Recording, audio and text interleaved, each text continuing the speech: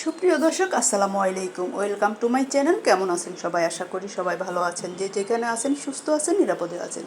যে যেখান থেকে ভিডিওটি দেখতেছেন শুরুতে একটা লাইক দিয়ে ফুল ভিডিওটি দেখার অনুরোধ রইল। আজকে আপনাদের সাথে শেয়ার করব ট্যাংরা মাছের চচ্চড়ি। যেমন দেখতে সুন্দর, খেতেও কিন্তু খুব অনেক মজার একটা রেসিপি। খুব সহজেই কিভাবে রান্না করেছি আপনাদের সাথে শেয়ার করব। প্রথমে এখানে আমি মাছ নিয়ে নিলাম। ট্যাংরা মাছ ভালোভাবে পরিষ্কার করে ধুয়ে নিয়েছি। এখানে আমি দিয়ে দিলাম হলুদের গুঁড়ো আর লবণ দিয়ে ভালোভাবে হাতের সাহায্যে মেখে নিব। এখানে ট্যাংরা মাছগুলো একটু বড় সাইজের আর একটু ডিম ডিম আছে। ভালোভাবে একটু মেখে নিব। চুলায় একটা কড়াই বসিয়ে দিয়েছি। কড়াইতে গরম হলে আমি দিয়ে দিব রান্না করার রেগুলার তেল। তেলটা গরম হয়ে আসলে আমি এক এক করে মাছগুলো তেলের মধ্যে দিয়ে দিব। তেলের মধ্যে মাছগুলো দিয়ে উল্টিয়ে পাল্টিয়ে ভালোভাবে একটু ভেজে নিব, হালকাভাবে, একবারে বেশি ভাজবো না। মাছগুলো একটু দেখতেও কিন্তু অনেক সুন্দর, টাটকা ছিল, খেতেও কিন্তু অনেক ভালো লাগলো। আর টাটকা মাছ খেতে কিন্তু খুবই ভালো লাগে।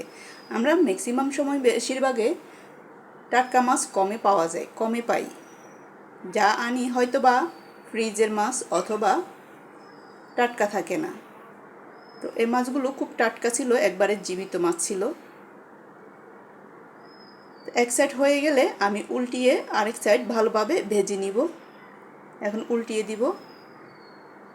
একটু সাবধানে উল্টাতে হবে, নয়তো বা ভেঙে যাবে।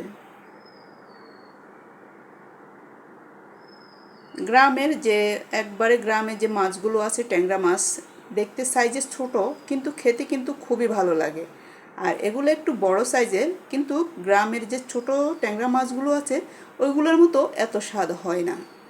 তারপরও দেখতে সুন্দর আর খেতেও কিন্তু খারাপও লাগে না। ওই যে দেশি মাছের একটা আলাদা একটা মজা থাকে। তাই ছোটো ট্যাংরা মাছগুলো খেতে কিন্তু খুবই ভালো লাগে।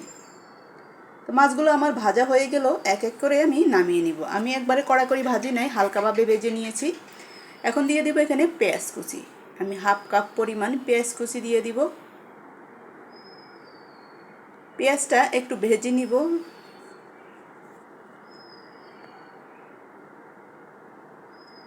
চুলার আঁচটা হাই হিটে রেখে আমি পেঁয়াজগুলো ভেজে নিব।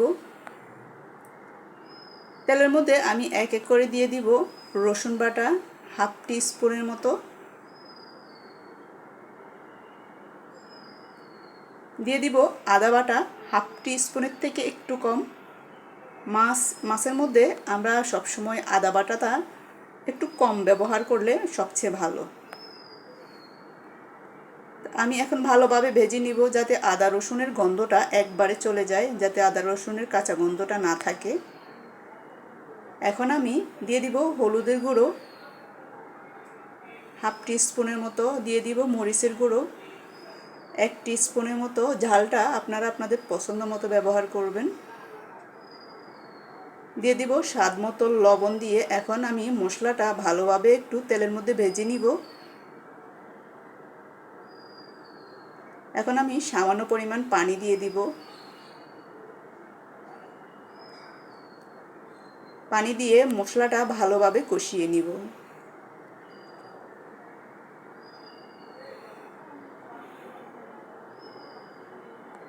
যে কোনো মাছ বা তরকারি রান্না করলে মশলাটা যতটুকু কষাবেন, যত বেশি কষাবেন, তত রান্নার টেস্টটা খুব ভালো আসবে।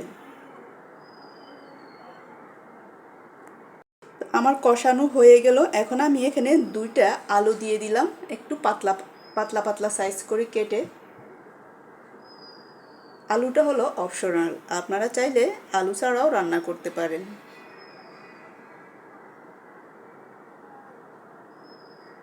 এখন ভালোভাবে আমি কষিয়ে নিব আর আলুটা সিদ্ধ করে নিব।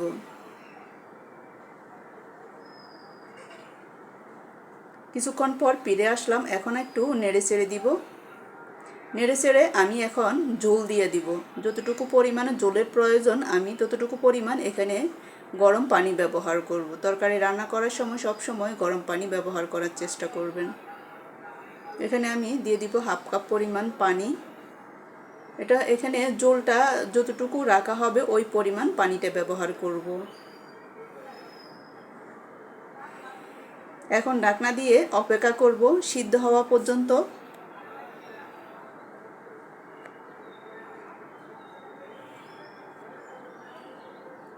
আমার প্রায় সিদ্ধ হয়ে গেছে। এখন আমি ঢাকনাটা উঠিয়ে দিয়ে দিলাম মাছগুলো দিয়ে এখন আরও 5 থেকে 10 মিনিটের মতো রান্না করে নিব।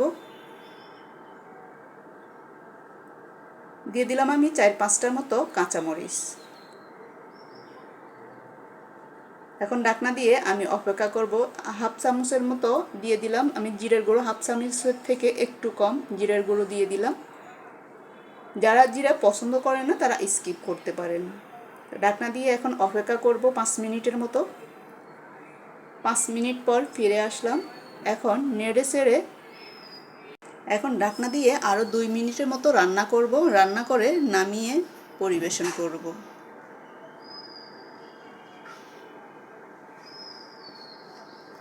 2 মিনিট পর ফিরে আসলাম। রান্না হয়ে গেল। দেখুন কালারটা কি সুন্দর এসেছে, আর খেতেও কিন্তু অনেক ভালো লেগেছে। যেহেতু এখানে ডিম সহ মাছ, খেতে কিন্তু খুবই ভালো লাগে। কার কার ডিম হলা মাছ পছন্দ কমেন্ট বক্সে জানিয়ে যাবেন। তো আমার এই রেসিপিটি আপনাদের কেমন লাগলো? যদি ভালো লেগে থাকে লাইক কমেন্ট শেয়ার করে দিবেন। সবাই ভালো থাকবেন, সুস্থ থাকবেন। আবার দেখা হবে যে কোনো ভিডিওতে যে কোনো রেসিপি নিয়ে। আল্লাহ হাফেজ, আসসালামু আলাইকুম। আর ভিডিওটি যারা শুরু থেকে শেষ পর্যন্ত ছিলেন সবাইকে অসংখ্য ধন্যবাদ। আর যারা এখনও পর্যন্ত একটা লাইক দিতে ভুলে গিয়েছেন একটা লাইক দিয়ে দিবেন। আল্লাহ হাফেজ।